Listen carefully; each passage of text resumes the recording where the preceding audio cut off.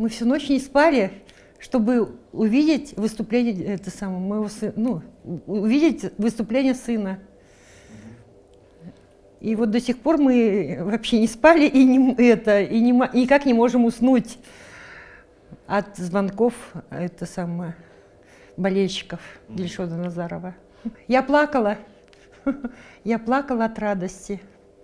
Мы очень плакали. Мы, наверное, всех соседей разбудили, как мы кричали, когда он победил. Но я верила, что Дильшод победит. Радость переполняет.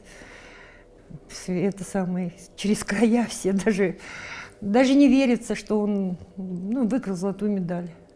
Всегда я молилась Аллаху, чтобы он стал чемпионом. Везде, куда он уезжает, он обязательно перед каждым выступлением мне звонит и просит благословения у меня. И вчера позвонил он. Что сказал? Сказал: мама, я ухожу. Я говорю: ты не переживай, не волнуйся, у тебя все будет хорошо. Насип.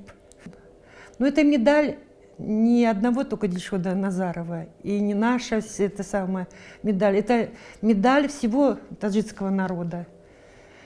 Это весь, наверное, Таджикистан радуется, что Дильшод стал олимпийским чемпионом, завоевал, и поднял флаг Таджикистана. Дильшод позвонил и сказал, что я уже пришел в гостиницу, и мне уже позвонил президент, поздравил меня, и мэр города Убайдуллаев. Он до этого еще тоже звонил, когда только победил, как его выиграл, он позвонил, он плакал и говорил: мама, мы победили! Он плакал. А после этого он уже успокоенный, говорит: мам, я, так устал, я так хочу спать, уже 3 часа ночи, у нас уже здесь, в Бразилии. Я, наверное, сейчас пойду спать. Это фотография его отца.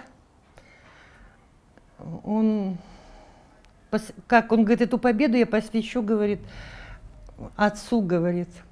Его отец погиб, нашу гражданскую войну, при конституционном строе он погиб. В Тавильдаре в 96-м году. Он работал в военном колледже, был капитаном и командиром роты. Когда он уезжал на Олимпиаду, он сказал мне, мама, если я выиграю, это я посвящу, своему отцу, и таджикскому народу.